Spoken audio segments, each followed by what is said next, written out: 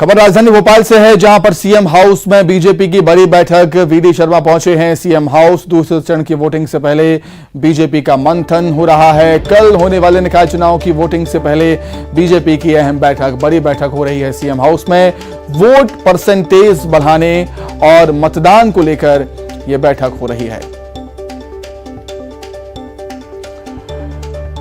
भोपाल से बड़ी खबर आपको बता रहे हैं। सीएम हाउस में बीजेपी की एक बड़ी बैठक हो रही है और इस बैठक में शामिल हुए हैं बीजेपी के प्रदेश अध्यक्ष वीडी शर्मा।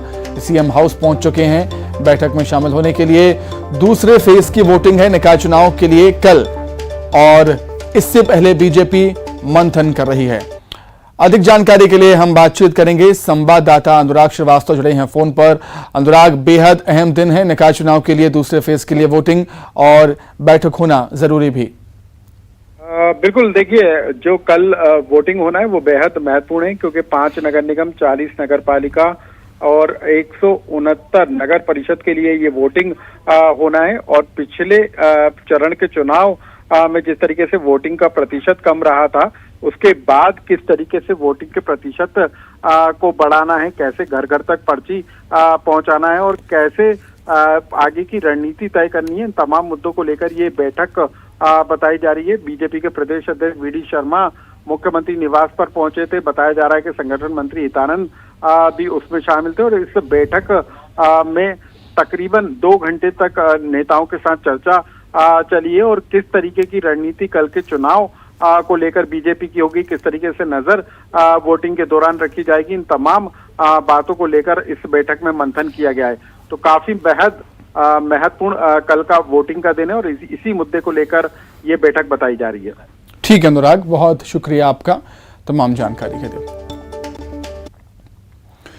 तो नगरीय निकाय चुनाव के पहले चरण के मतदान में वोट परसेंटेज ने सूबे की सियासत को गरमा दिया था। बीजेपी और कांग्रेस दोनों ने ही निर्वाचन आयोग के जिम्मेदार अधिकारियों को मतदान पर्ची ना बांटने और ऐन वक्त पर मतदान केंद्रों को बदलने का दोषी ठहराया था, जिसकी वजह से कम मतदान का प्रतिशत सामने आया।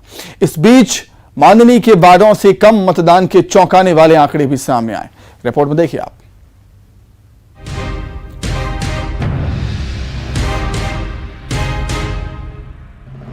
शहर की सरकार की जंग अब अपने अंतिम चरण में है। कहने को कल दूसरे चरण का मतदान होना है, जिसके मद्देनजर राजनीतिक दलों ने जहां कमर कसी है, तो वहीं निर्वाचन आयोग भी इस बार मतदान पर्चियों के वितरण को लेकर अलर्ट हो चुका है। इसके पीछे एक बड़ी वजह शिकायतों का अंबार भी है, क्योंकि राज्य निर्वाचन आयोग के सामने बीजेपी और कांग्रेस जैसे बड़े दलों ने शिकायत पर मतदान पर्चियों को ना बांटने का ठीकरा फोड़ा था, जिसकी वजह से मतदान ढंग से ना हो सका।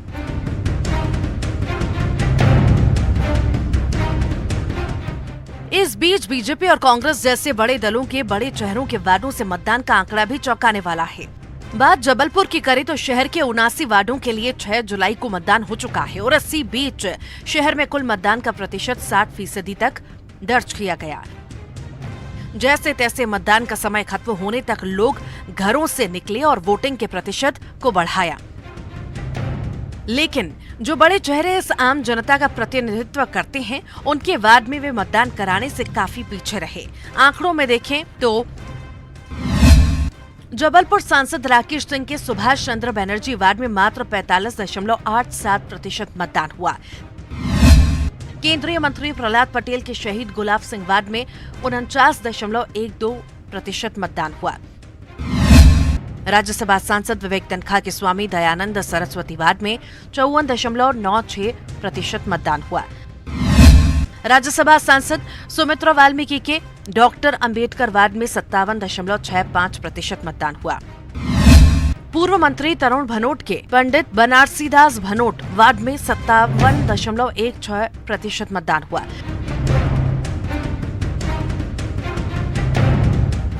कम मतदान के प्रतिशत को लेकर बीजेपी और कांग्रेस एक बार फिर से राग अलाप रही है। दोनों ही दलों के नेताओं का कहना है कि मतदान पर्चियों को लेकर निर्वाचन आयोग द्वारा की गई गड़बड़ी का ही नतीजा है कि मतदान का आंकड़ा इतना कम हुआ है। वहीं कद्दावर चेहरों के जिम्मे पर कई महत्वपूर्ण जिम्मेदारियां होती हैं, कई तो स्टार प्रचारक भी होते हैं। यही वजह है कि वो इतनी सक्रियता अपने वार्ड में नहीं दिखा पाए। चाहे आप सांसद जी की बात करें, चाहे और किसी अन्य नेता की, तो वो अपनी विधानसभा में लगे हुए थे। सांसद जी स्टार प्रचारक के रूप में पूरे जिले में लगे हुए थे, पूरी लोकसभा में लगे हुए थे। जो उनका असल वर्क था लोगों को मोटिवेट करने का, वो अपने उस काम में लगे हुए थे। हमने एक चीज़ ज़रूर देखी है कि वोट प्रतिशत बढ़ने और घटने पे जो है मुख्य कारण जो होता है वो BLO होता है। नाम जुड़वाना हो अथवा कटवाना हो, आपको BLO से जो है रास्ता करना होता है, तो BLO की अहम भूमिका होती है। हमने एक चीज़ ये चुनाव में देखी कि जिनके नाम वार्ड क्रमांक 1 में थे वो अचानक वार्ड क्रमांक 59 में हो गए, तो नाम जो गायब होकर दूसरे वार्डों में गए, इसका भी मुख्य कारण था वोटिंग परसेंटेज कम होने। देखिए, मतदान का प्रतिशत जो कम था, इसका सबसे बड़ा कारण ये था कि जो आपने पर्चियाँ बांटने का सिस्टम सरकार के हाथ में था, वो पर्चियाँ लोगों के यहाँ बटी नहीं। हम लोग जिस दिन वोटिंग हो रही थी, मैं जितने भी केंद्र में गया हूँ, कोई भी केंद्र ऐसा नहीं था जहाँ पर BLO हजारों की संख्या में पर्चियाँ लेकर ना बैठी हूँ। एक मानसिकता है लोगों के घर में, अगर आप शासकीय पर्ची, आप हम लोगों को पर्चियाँ पार्टियों को बांटने नहीं देते हैं।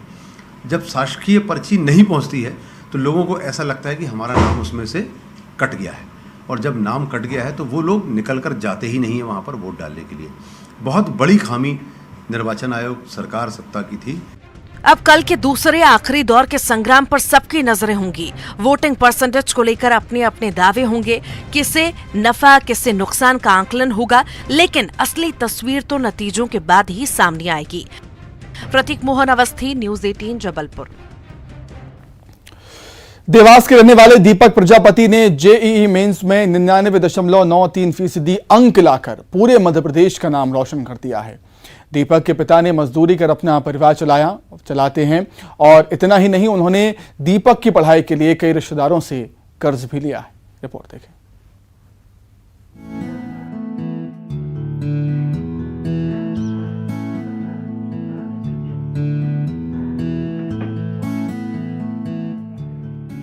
हौसला बुलंद हो तो कोई भी मंजिल पाना मुश्किल नहीं है, वैसे तो ये कहावत है, लेकिन दीपक प्रजापति ने इसे हकीकत बनाकर दिखाया है। देवास के रहने वाले छात्र दीपक प्रजापति JEE मेंस में 99.93% अंक लाकर न सिर्फ अपने जिले बल्कि पूरे मध्य प्रदेश का मान बढ़ाया है। उनकी सफलता पर प्रदेश के मुख्यमंत्री शिवराज सिंह चौहान ने भी ट्वीट कर दीपक को बधाई दी। दीपक की कहानी सिर्फ इसीलिए खास नहीं क्योंकि उन्होंने एक एग्जाम पास किया, बल्कि उनकी कहानी खास इसीलिए बनी है क्योंकि वो जिस संघर्ष के दौर से गुजरकर यहाँ तक पहुँचा है, उसका सामना कर आगे बढ़ना एक सामान्य परिवार के लिए काफी मुश्किल होता है। स्टार्टिंग में थोड़ी दिक्कत होती थी, किराए का एक रूम और किचन है तो कैसे पढ़े, मतलब एक ही रूम है और पढ़ना भी है और घर वालों के बाकी काम भी, तो थोड़ा बहुत घर वालों ने कॉम्प्रोमाइज़ करा कि बच्चा पढ़ रहा है तो अपन थोड़ी शांति रखे, या फिर ऐसा। दीपक के पिता मजदूरी कर अपना परिवार चलाते हैं। दीपक बचपन से पढ़ने में तेज था, लिहाजा उनके पिता ने दीपक की पढ़ाई के लिए हर उन चुनौतियों का सामना किया जो उनके बेटे को सफलता की ऊंचाइयों तक पहुंचा सके। दीपक की मां भी बेटे की सफलता से खुश हैं। वो इस बात से भी खुश हैं कि प्रदेश के मुख्यमंत्री ने उनके बेटे को बधाई दी। आपके बेटे ने अभी JEE मेंस में इंटरव्यू, कैसा लग रहा है? अच्छा लग रहा है सर। अभी मिले उसके बाद आप उसको? हाँ, कल मिल के आई। बात हुई? हाँ हाँ, मामा जी कहते हैं भांजे भांजियों को तो भांजे निकाला है पेपर। क्या कहना चाहेंगे उनके लिए? धन्यवाद बेटे के लिए हमारा, वो भी देखे इसके आगे के लिए।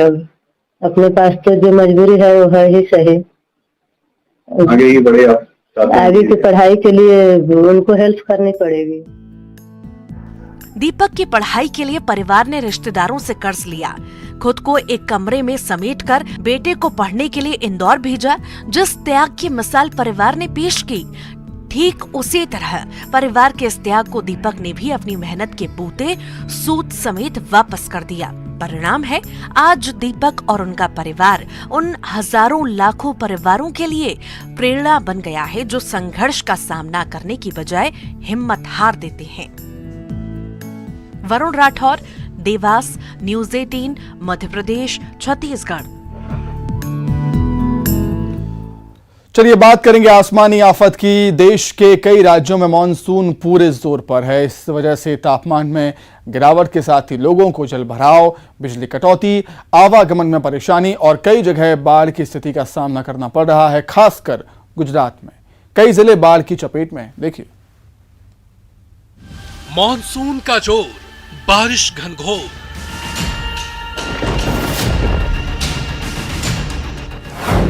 कई राज्यों में बारिश का रेड अलर्ट।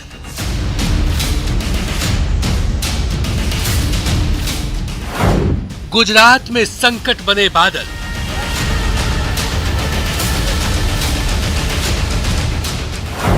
बारिश, बाढ़ और बर्बादी।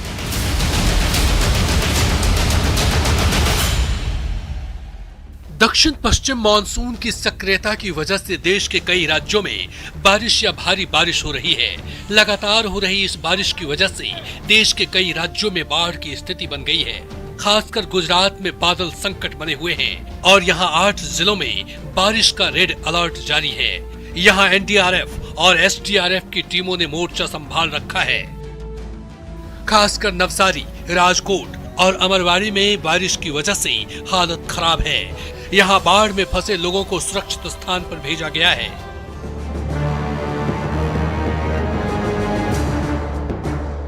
देश के दूसरे राज्यों में महाराष्ट्र, तेलंगाना और आंध्र प्रदेश में लगातार 3 दिनों से हो रही बारिश की वजह से नदियों का जलस्तर बढ़ गया है और बांध भर गए हैं। मुंबई में हाई टाइड की वजह से लोगों को समुद्र तटों से दूर रहने को कहा गया है। मौसम विभाग ने इन तीनों राज्यों में हल्की से मध्य बारिश लगातार बने रहने का अनुमान जताया है। उत्तर भारत में उमस भरी गर्मी को झेल रहे दिल्ली और आसपास के राज्यों में भी झमाझम बारिश और मानसून सुहाना हो गया। हालांकि बारिश का असर सड़क और हवाई यातायात पर पड़ा है। मौसम विज्ञान विभाग ने ओडिशा, कर्नाटक, छत्तीसगढ़, केरल, राजस्थान, उत्तराखंड और हिमाचल प्रदेश में हल्की से मध्य बारिश की संभावना जताई है। साथ ही उत्तर प्रदेश, झारखंड, सिक्किम, जम्मू कश्मीर, पंजाब, हरियाणा, तमिलनाडु, मध्य प्रदेश और गोवा में मध्य से भारी बारिश का अनुमान है। Bureau report, news 18 network.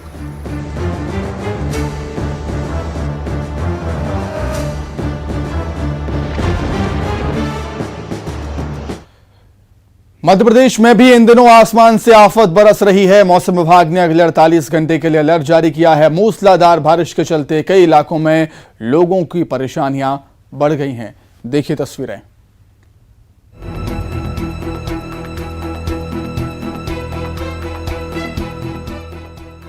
Madhya प्रदेश के कई शहरों में मानसून ने इन दिनों त्राहिमाम मचा रखा है। इंद्रदेव इस कदर मेहरबान हैं कि हर तरफ पानी ही पानी है, लेकिन इस पानी ने परेशानियां पैदा कर रखी हैं। मौसम विभाग ने आने वाले 48 घंटों के लिए चेतावनी भी जारी की है और साथ में मौसम विभाग का ऑरेंज अलर्ट भी है। बारिश की आफत की बानगी देखिए। बारिश के बाद खरगोन में बाढ़ जैसे हालात हैं। यहां पुलिया पर जान जोखिम में डालकर लोग निकल रहे हैं। खंडवा बड़ौदा राजमार्ग पर बोडा नदी की पुलिया पर बाढ़ के बावजूद लोग मान नहीं रहे और यहां से गुजर रहे हैं। बाढ़ के चलते वाहनों की लंबी लंबी कतारें लग गई हैं। पूरे अंचल में रुक रुक कर बारिश हो रही है। छिंदवाड़ा में भी बारिश के चलते एक बड़ा हादसा होते होते टल गया। नवे गांव के पास नदी पार करते समय एक गाड़ी बीच में ही फंस गई, जिससे गाड़ी में सवार लोगों के साथ एक बड़ा हादसा होते होते टल गया। ग्रामीणों ने वक्त रहते 3 लोगों को बचा लिया। वहीं सुबह होने पर क्रेन की मदद से गाड़ी को बाहर निकाला गया। बैतूल में जारी मूसलाधार बारिश से जिले के नदी नाले उफान पर हैं। निचली बस्तियों में पानी भर गया है, जिससे यहां रहने वाले लोगों की मुसीबतें बढ़ गईं। घरों में पानी भर गया है। जिले में अब तक 14 इंच बारिश हो चुकी है। वहीं भारी बारिश के चलते डैम भी लबालब हो गए हैं, जिसके चलते पारस डो के 3 और सतपुड़ा डैम के 7 गेट खोल दिए गए।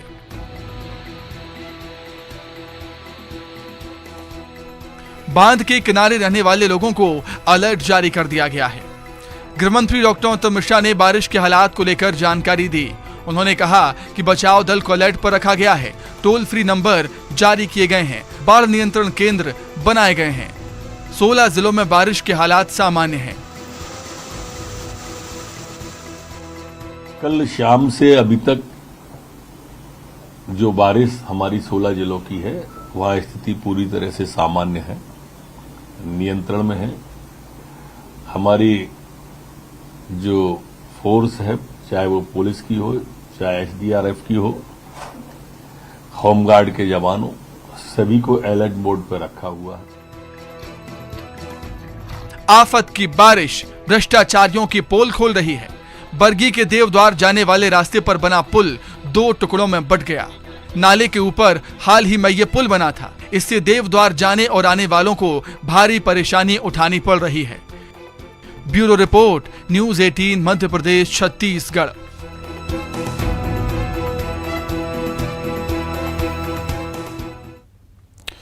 मध्य प्रदेश में आपदा से निपटने के लिए भोपाल में स्टेट कमांड सेंटर तेजी से काम कर रहा है। हर रोज 300 से ज्यादा लोग इस कमांड सेंटर में फोन करके मदद मांगते हैं। यहां पर जिलों से आने वाली सूचनाओं को तत्काल मैदान में तैनात अलग अलग टीमों तक भेजा जाता है। पलक झपकते ही ये टीम मौके पर पहुंचकर रेस्क्यू का काम करती है। गांव स्तर पर टीमों को तैनात किया गया है। भोपाल के कमांड सेंटर का जायजा लिया हमारे संवाददाता ने। जो प्रभारी है मिश्रा जी, हम उन्हीं से बात करेंगे। सर, स्टेट कमांड सेंटर हर साल एक तरीके से संजीवनी का काम करता है, लोगों की मदद करता है, हम हर साल देखते हैं। इस बार का कुछ नया अपडेशन या कुछ नया सेटअप, और वो टोल फ्री नंबर बता दीजिएगा हमारे दर्शकों को, ताकि उसको वो लिख के यदि कोई ऐसी स्थिति बनती तो मदद ले सकें। टोल फ्री नंबर है 1070-1079। स्टेट कमांड सेंटर पर कोई भी व्यक्ति इस पर सूचना आपदा की दे सकता है, उसको तत्काल रिस्पॉन्स किया जाएगा। साथ में इस साल अपडेशन के तौर पर एक DWRS करके पोर्टल बना हुआ है, जिसमें जिला स्थान पर हमारे संबंधित अधिकारी जो हैं, हमारी जो टीम है, हमारी जो मैदानी स्थान पर जो लोग व्यक्ति तैनात किए गए हैं, उन सभी को पोर्टल के माध्यम से वो हमें घटनाओं की सूचनाओं को वहाँ से रिपोर्ट करते हैं। हम इंसिडेंट की रिपोर्ट यहाँ से आने पर उसको तत्काल रिस्पॉन्स करते हैं, निगरानी करते हैं, वरिष्ठ कार्यालय को अवगत कराते हैं। उनसे जो निर्देश प्राप्त हो उसके अनुसार हम लोग कार्रवाई करते हैं। लगभग सभी स्थानों पर सूचना मिलकर तत्काल हमारी रेस्क्यू टीम, चूँकि जो भी नियरेस्ट टीम थी उन्हें पहुंचा दी गई थी, और उन्होंने समय की गणना तो हमको प्रपत्र देखने, क्योंकि हम लोगों के पास किसकी रिपोर्टिंग सूचना मिल, एक्चुअली घटना स्थल पर पहुंचना, अगर आप 15 मिनट में मुझे लगता है पहुंच जाती है नहीं, ये 10 से 15 मिनट दूरी पर भी निर्भर करेगा। टीम का मूवमेंट किसी स्थान पर जाने की समय, सीहोर में कितनी देर में पहुंचे? सीहोर पर मुझे इसकी एक्चुअली टाइम की तो ड्यूरेशन देखना पड़ेगा कितनी देर में पहुंची, लेकिन जो घटना होने के बाद हमारे पास जो टीम के मूवमेंट की सूचना थी, हमने जैसी रिपोर्ट होती है तत्काल टीम मूवमेंट में हो चुकी थी, और टीम अपनी पूरी तरह से वहाँ पे, खुद जिला सेनानी हमारे डिस्ट्रिक्ट कमांडेंट जो थे वो स्वयं उस मौके पर उपस्थित थे। पूरे रेस्क्यू को उन्होंने मॉनिटर किया और सभी लोगों को सुरक्षित बचाया। बिल्कुल, कोशिश है कि जो भी लोग इस बाढ़ या किसी दूसरी आपदा में फंसे हैं, यदि वो सूचना देते हो तत्काल, यानी बिना समय गवाए जो है वहाँ पर टीम पहुँचती है और रेस्क्यू करके सीहोर की घटना हो या तमाम जिलों में बाढ़ के हालात बन रहे हैं, वहाँ पे जो लोग फंसे हैं उनको निकालने का काम जो है हमारी SDRF, होमगार्ड और NDRF की टीम लगातार जो है इस आपदा के समय में करती हुई आ रही है, और इस साल भी टीम मुस्तैदी के साथ जो है मैदान में तैनात है। कैमरामैन अजय तंवर के साथ मनोज राठौर, न्यूज़ 18 भोपाल। वहीं छत्तीसगढ़ में भी भारी बारिश का दौर जारी है। सुकमा के कोंटा में बाढ़ जैसे हालात है, हर तरफ बस पानी ही पानी नजर आता है। देखिए, छत्तीसगढ़ में भारी बारिश का सिलसिला लगातार जारी है। कई इलाके ऐसे हैं जहां बाढ़ के हालात बन रहे हैं। भारी बारिश से सुकमा जिला भी अछूता नहीं है। सुकमा का कोंटा बाढ़ से प्रभावित है। यहां शबरी नदी अपना रौद्र रूप दिखा रही है। सड़कें समंदर में तब्दील हो गईं। करीब 5 फीट पानी सड़क पर बह रहा है, जिससे आवागमन पूरी तरह बाधित हो गया। भारी वाहनों की आवाजाही बंद है, जिससे यात्रियों की परेशानियां बढ़ गईं। इस वक्त मैं दोनापाल में खड़ा हूँ, ठीक मेरे पीछे आप देख सकते हैं कि यहाँ पर वाहनों की लंबी कतारें लगी हुई हैं, और वाहनों की लंबी कतारें इसलिए लगी हुई है क्योंकि कोंटा इलाके में भारी बारिश के चलते जो है NH30 जाम है, और NH30 जो दो राज्य तेलंगाना और आंध्र प्रदेश को जोड़ने वाली जो सड़क है वो जो है इस वक्त जाम है, क्योंकि वहाँ पर पानी जो है सड़क के ऊपर आ चुका है, जिसके चलते प्रशासन ने आवागमन बंद कर दिया है। बाढ़ के हालात को देखते हुए स्थानीय प्रशासन तैयार है। इलाके में नगर सैनिक की टीम को तैनात किया गया है।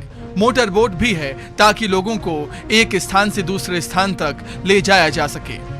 इस वक्त मैं कोंटा बॉर्डर पे खड़ा हूँ और ठीक मेरे पीछे वीरापुरम गांव है। वहाँ पर स्थित नाले पर जो है सभी नदी का पानी आ गया है। करीब 3 से 4 फीट जो है नदी के ऊपर पानी आ गया है। इस वक्त जो है यहाँ पर नगर सैनिक की टीम यहाँ पर पहुँच चुकी है, पूरी तैयारी में यहाँ पर पहुँच चुकी है। स्थानीय जो प्रशासन है उसकी टीम यहाँ पर पहुँच चुकी है। यहाँ पर दरअसल क्या है, यहाँ दोनों तरफ जो है वाहनों की लंबी कतारें लगी हैं। कुछ लोग जो है इधर उस पार जाना चाहते हैं, तो उनके लिए जो है यहाँ पर प्रशासन की टीम मुस्तैद है। यहाँ पर नगर के सैनिक मौजूद हैं। यहाँ पर नाव लाया गया है ताकि नाव के सहारे लोगों को उस पार भेजा जा सके। और यहाँ पर जो है जिला प्रशासन के लगातार जो है बाढ़ को लेकर जो है नजरें बनाए हुए हैं और स्थानीय प्रशासन की टीम यहाँ पर सुबह से मौजूद है। शबरी नदी ने अपनी सीमाएं लांघ दी हैं। जहां तक नजरें जाती हैं बस पानी ही पानी नजर आता है। नदी की सीमा से लगे गांव में जिंदगी बहुत मुश्किल हो चुकी है, क्योंकि बाढ़ ने बहुत कुछ तबाह कर दिया। लोग हैं इसमें रेस्क्यू करने के लिए और मोटर बोट के माध्यम से रेस्क्यू करते हैं, क्योंकि ये गोदावरी का बैक वाटर है, वाटर फ्लो कम है, तो इसमें मोटर बोट से आसानी से लोगों को रेस्क्यू किया जा सकता है। ये थे एसडीएम बहन नेता जो बता रहे थे कि ये गोदावरी का बैक वाटर है, सभी नदी, जिसके कारण जो है आवागमन पूरी से बाधित हो चुका है। कि आप देख सकते हैं कि किस तरह से नाव के सहारे यहाँ पर लोगों को पार कराया जा रहा है। सत्य चांडक, न्यूज़ 18 सुकमा।